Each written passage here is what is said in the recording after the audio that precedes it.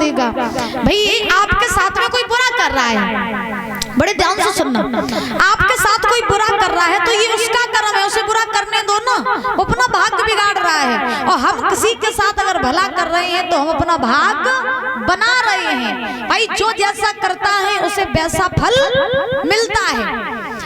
मूर्ख व्यक्ति जो होता है ना, मूर्ख, आपने देखा हो मूर्ख व्यक्ति है जैसे, उसका काम क्या होता है, मूर्खतापूर्ण बातें करना और महाराज गालियां देना, दूसरों की बात न सुनना, कोई अगर कुछ कह भी रहा है तो उसकी बात को न मानना। तो ऐसे लोग कौन होते हैं, मूर्ख होते हैं। अब आप सामने से जा रहे हो, आप बहुत बड़े चतुर हो, बहुत बड़े विद्वान हो, आप सामने से जा रहे हो, सामने से मूर्ख आ रहा है, मूर्ख ने आपको देखा और उसने आपको एक गाली दे दी और तुमने सुनी, गरीबों ने हमें गाली दी, तुमने दे दी, तो वो मूर्ख होगा कि आप, वो मूर्ख हुआ कि आप? जो चतुर इंसान था वही तो मूर्ख हुआ ना। तो भाई सोचने वाली बात ये है कि आपका कोई बुरा कर रहा है, आपको कोई गाली दे रहा है तो सोच लो वो तो मूर्ख है ही। लेकिन हम तो होशियार हैं, हम काहे मूर्ख के चक्कर में मूर्ख बने। भाई जो जैसा करेगा वो भरेगा। एक महात्मा जी थे, वो गंगा स्नान करने के लिए जाया करते थे। एक दिन वो गंगा स्नान करने गए तो उन्होंने वहां एक बिच्छू देखा। तो बिच्छू जब देखा तो बिच्छू जल में डूब रहा था। महात्मा जी ने देखा कि बिच्छू डूब रहा है तो लाओ मैं इसको बचा लूं। संतों का स्वभाव सरल होता है। तो बिच्छू डूब रहा था, महात्मा जी ने सोचा मैं इसे बचा लूं। तो महात्मा जी ने जैसे ही हाथ बढ़ाया, बिच्छू को हाथ में पकड़ा तो दादा बिच्छू ने हाथ में डंक मार दिया। डंक मारो सो महात्मा जी से बिच्छू छूट गया। अब बिच्छू फिर डूबने लगो जल में, महात्मा जी ने फिर पकड़ो, बिच्छू ने फिर डंक मार दो। काफी देर तक ऐसे होता रहा। दूर खड़ा एक व्यक्ति देख रहा था, बने देखो बने कही बाबा जी मुझे लगा जो पागल है गए हैं, ये जब बिच्छू को बचाए रहे, जो बिच्छू भी डंक मार रहा हूं। तो वो व्यक्ति पास में आया महात्मा जी के और जवाब दिया, बाबा का बुद्धि खराब हुई तुम्हारी? बोले क्यों?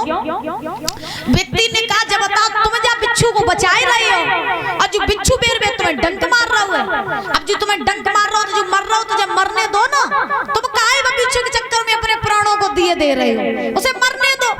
महात्मा जी ने मुस्कुरा करके कहा कि हे भैया तुम्हें नहीं मालूम है, जब जो 250 ग्राम को बिच्छू अपना स्वभाव नहीं छोड़ रहा है तो हम 50 किलो के होंगे, अपना स्वभाव कैसे छोड़ दे। बोली वहां के बिहारी लाल की। अब भाई बिच्छू का तो काम है डंक मारना, बिच्छू का काम है डंक मारना और हमारा काम है से बचाना। अब बिच्छू अगर डंक मारो वो छोड़ देवे तो वो बच्चा हाथ में लेके ना घूमने लगे, है ना सोचने वाली बात। तो सोचो कि अगर आपको कोई गाली दे रहा है या आपके लिए कोई गलत बोल रहा है तो तुम जय सोच ले कजू बिच्छू है। तो जब ये अपना स्वभाव नहीं छोड़ सकता है तो हम अपनी अच्छाई नहीं छोड़ सकते हैं। बोले बांके बिहारी लाल की महाराज। आज पांचों पांडव जो हैं दुर्योधन की सभा में पहुंचे। दुर्योधन ने पांडवों को देखा, आसन पर बैठाया। दुर्योधन ने पांडवों से कहा भैया अब आ ही गए हो तो क्यों ना दो हाथ जुआ के खेल के हो जाए, दो हाथ जुआ के खेल के हो जाए। मामा शकुनी के पास में कपट के महाराज 3 पासे थे तो पांडव चाल नहीं समझ पाए दुर्योधन की। जुआ के खेल की तैयारियां हुई। पहले दाव में महाराज धर्मराज युधिष्ठिर ने अपने महल दुमेला लगाए। मामा शकुनी ने कपट का पासा फेंका और युधिष्ठिर के महल दुमेला छीन लिए। जैसे ही महल दुमेला छीने, अब महाराज दूसरे दाव की बारी आई तो दूसरे दाव में युधिष्ठिर ने खुद दाव पे लग गए, अपने भाइयों को भी दाव पे लगा दिया।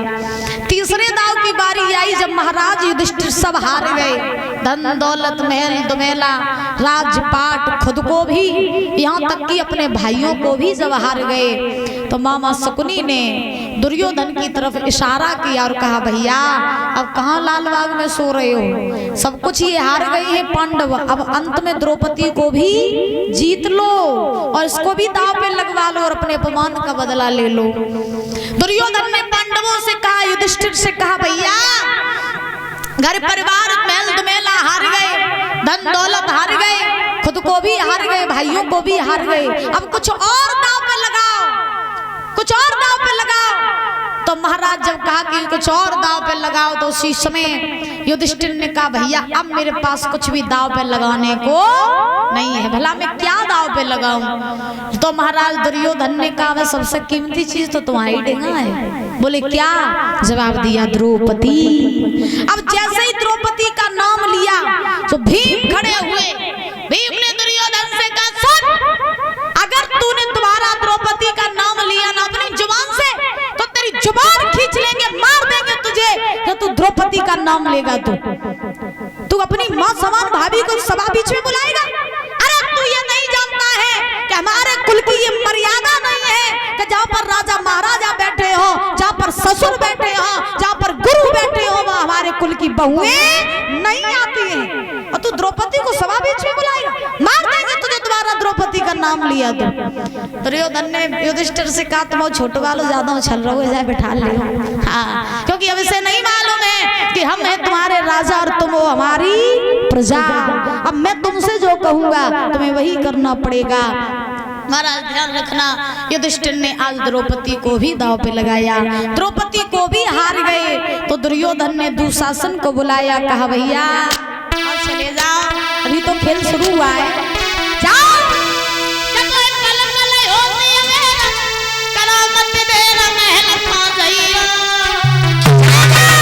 अब केस पकड़ के खींच द्रौपदी सभा बीच में।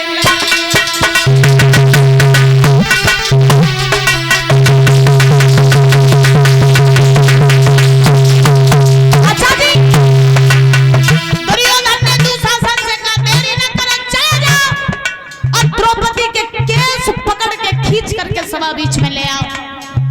आज वो समय आ गया, हम अपने अपमान का बदला लेंगे। चले जाओ भैया, देरी न करो, क्योंकि हम मुझसे और इंतजार नहीं हो रहा है, जल्दी जाओ।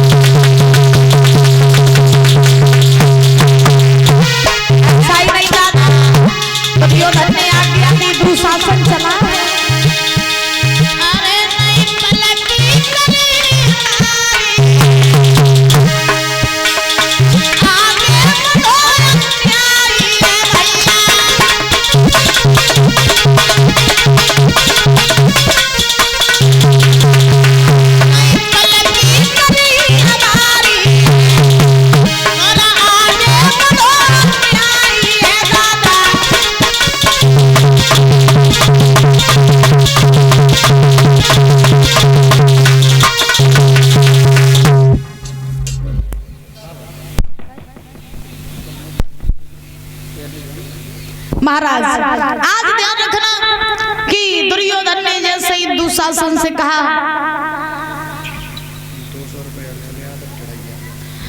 200 रुपए आए हैं अंशुल यादव टड़ैया से और 100 रुपए राम नरेश यादव टड़ैया से। बहुत बहुत धन्यवाद है। भगवान से कामना करेंगे समाज में पद प्रतिष्ठा बनी रहे, किसी भी चीज की कोई कमी ना हो, समाज में पद प्रतिष्ठा बनी रहे, हर इच्छा पूरी होती रहे, संतान से सुख प्राप्त होता रहे। भगवान से कामना आकांक्षा है। बोली बांके बिहारी लाल की, बोली राधा रानी सरकार की जय। जय श्री राधे श्याम। महाराज आज ध्यान रखना, दुर्योधन ने दुशासन से कहा चले जाओ, केस पकड़ करके द्रौपदी को खींच करके ले आओ। दुशासन चला है, द्रौपदी के पास पहुंचा।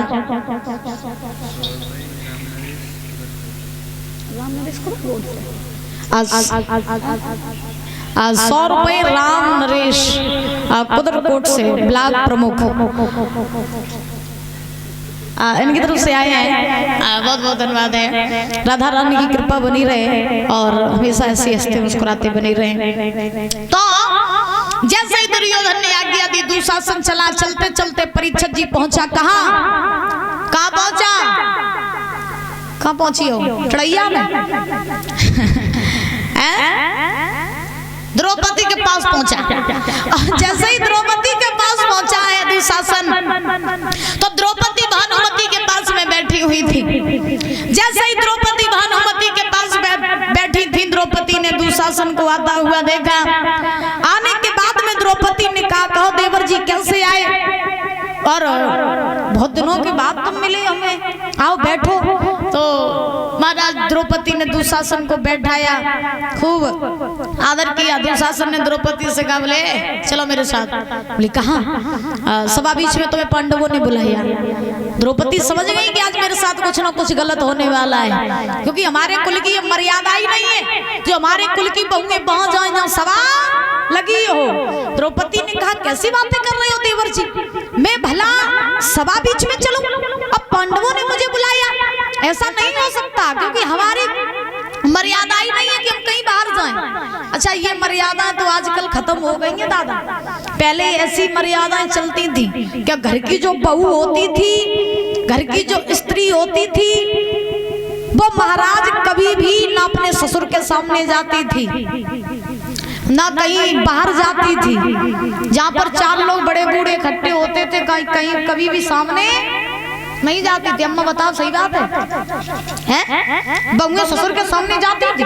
नहीं जाती थी। और आज के जमाने में घर में समझ में ही नहीं आता कि को बहू है को ससुर है। आज के जमाने में समझ में ही नहीं आता कि कौन बहू कौन ससुर है, क्योंकि महाराज पहले के रिश्तों में मर्यादा होती थी, आज के रिश्तों में कोई भी मर्यादा नहीं रही। पहले का देवर अपनी भाभी को परीक्षित जी अपनी माँ के समान मानता था, और आज कलयुग में बात हमारी कड़वी लग सकती है दादा, बहुत बड़ी बात नहीं कर रहे हैं। आज के कलयुग में आज का देवर अपनी भाभी को भी अपनी पत्नी बनाना चाहता है। ये जमाना आ गया है। याद रखो, पहले के रिश्तों में मर्यादा होती थी, लेकिन आज के रिश्तों में कोई मर्यादा नहीं है। आजकल देखो महाराज देवर अपनी भाभियों से ऐसी ऐसी मजाकें करते हैं जो सुनने में भी महाराज शर्म आती है, सुनने में भी शर्म आती है। जब सीता जी का हरण हुआ था, तो सीता जी का जब हरण हुआ तो राम लक्ष्मण और जितने भी महाराज सेना थी वो सब सीता जी की खोज में निकले। तो जब सीता जी की खोज में निकले, इधर लक्ष्मण जी के साथ सुग्रीव जी चलते जा रहे सीता जी की खोज में। तो जब सीता जी को रावण ले करके गया, तो मैया ने सोचा कि रावण मुझे ले जा रहा है, तो मेरे प्रभु श्री राम मुझे ढूंढेंगे कैसे। तो मैया ने कहीं अपनी चूड़ी उतार के फेंक दी, और कहीं पैर की पायल उतार के फेंक दी, कहीं महाराज कुछ फेंक दिया। आगे आगे चलते जा रहे हैं लक्ष्मण जी सुग्रीव जी के साथ।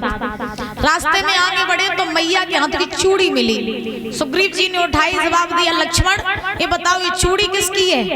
तो महाराज लक्ष्मण ने कहा, भैया ये मेरी भाभी की है। आगे बड़े पैर की पायल मिली। पूछा सुग्रीव जी ने, भैया बताओ ये पायल किसकी है? जवाब दिया, भैया मेरी भाभी की है। आगे बड़े नाक की नथुनी मिली। लक्ष्मण जी से सुग्रीव जी ने पूछा, भैया जब बताओ जग इनकी है? तो लक्ष्मण जी ने क्या कहा, भैया हो सकता है कि भाभी की हो, कंफर्म नहीं है कि भाभी की है या फिर किसी और की है। सुग्रीव जी आश्चर्य में पड़ गए, सोचने लगे, जब बताओ भाभी की पायल मिली तुमने पहचान ली भाभी की है, चूड़ी मिली तुमने पहचान ली भाभी की है, फिर नथुनी पहचानने में कौन सी आपत्ति पड़ रही है? लक्ष्मण जी बोले, इसलिए क्योंकि आज तक मैंने अपनी भाभी के चरणों को छोड़ करके मुख की तरफ तो कभी देखा ही नहीं, तो मैं कैसे पहचान लूं कि भाभी की है या नहीं है? सही बात है, पहले के देवरों की नजर सिर्फ और सिर्फ भाभी के चरणों तक रहती थी, और आजकल तो धन है रे महाराज कलयुग के नर नारी, इन्होंने तो पूरी प्रथा ही बदल डाली। बोली वहां के बिहारी लाल की। इतना जमाना विचित्र आ गया है कि आज के जमाने में अगर सगे भाई बहन भी रास्ते में जा रहे हैं ना, तो उनके पास सर्टिफिकेट होना चाहिए कि हाँ हम दोनों भाई बहन हैं। अगर लोगों को प्रूफ नहीं दोगे तो महाराज गलत दृष्टि से ही देखेंगे। याद रखो, पहले रिश्तों में मर्यादा होती थी मैया, तो रिश्ते भी बड़े पवित्र माने जाते थे, और आजकल रिश्तों में कोई मर्यादा नहीं है तो सारे रिश्ते भी अपवित्र माने जाते हैं। बोली राधा रानी सरकार की। याद रखो, हाँ राजी वाजी की शादी हो रही, क्या बात है अम्मा, तुम तो पूरी बात जानती हो। हाँ तो महाराज ध्यान रखना, आज द्रौपदी से दुशासन ने कहा बोले चलो मेरे साथ। द्रौपदी समझ गई मेरे साथ कुछ गलत होने वाला है। द्रौपदी ने कहा दुशासन से मुझे छोड़ दो, मैं कहीं नहीं जाऊंगी। दुशासन ने कहा देखो हम तुम्हें अच्छे से ले जा रहे हैं, मानो तो मान लो, ना तो फिर हम जबरदस्ती भी ले जाना जानते हैं। द्रौपदी ने मना किया। दुशासन ने द्रौपदी के केस पकड़ लिए और आज बुजुर्गों खींच करके ले जाने लगा। द्रौपदी आज जो है रोने लगी और कहने लगी है कि द्रौपदी महल न रोवे और अखियन से बरसे जाके नीर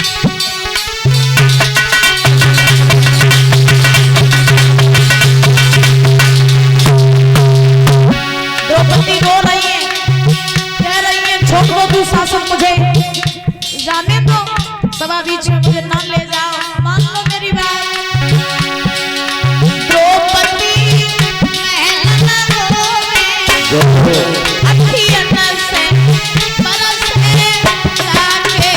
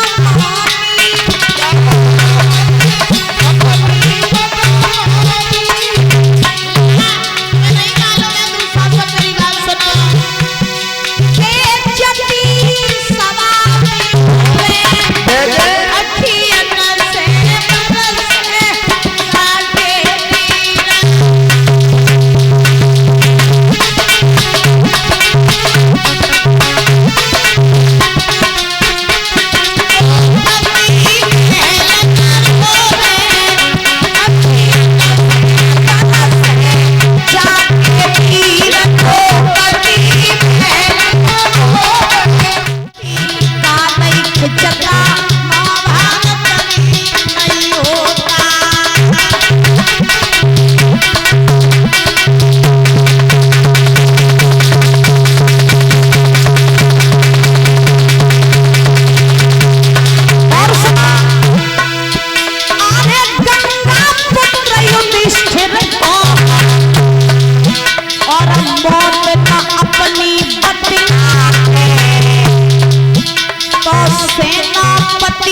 खंडी को है कभी न बनवाते।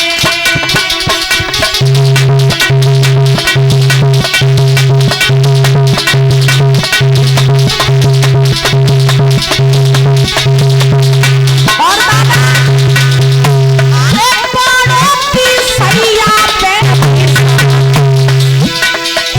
बड़ों की सैया पे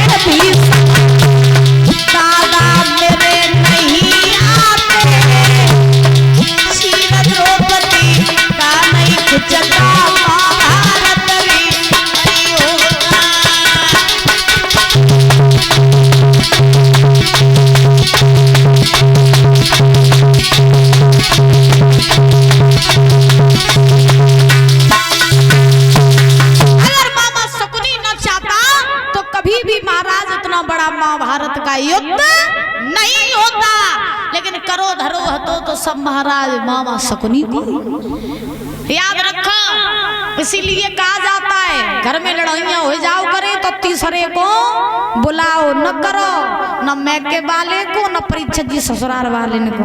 बोली वहां के बिहारी लाल की आज मामा शकुनी ने महाराज दुर्योधन से कहा कि पांडवों को बुला लो, तो दुर्योधन ने ऐसा ही किया।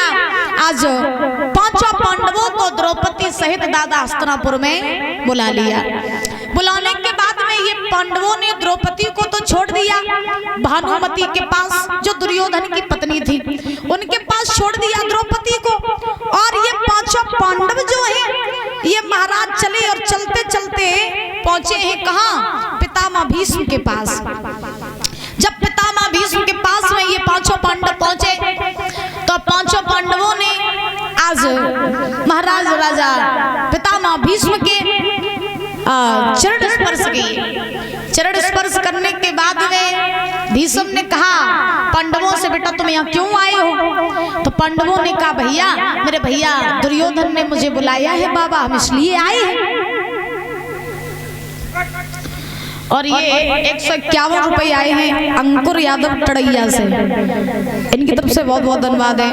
भगवान से कामना करेंगे सुख शांति प्रदान होती रहे, धन के भंडार भरे रहे, समाज में पद प्रतिष्ठा बनी रहे, किसी भी चीज की कोई कमी ना हो, यही भगवान से कामना या आकांक्षा है। बोलिए की बिहारी लाल की।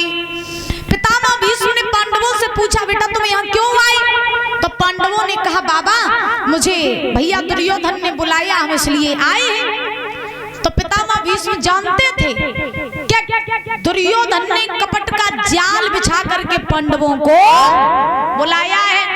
तो पितामह ने कहा बेटा अभी भी कुछ नहीं बिगड़ा है, ऐसा करो यहाँ से लौट जाओ, और नहीं लौटे तो मारे जाओगे, क्योंकि तुम्हें नहीं मालूम है तुम यहाँ फंस गए हो आगे। कि तुम सुनो लला मेरी बात, और फंसे चांडाल चौकड़ी में आए, फंसे चांडाल चौकड़ी।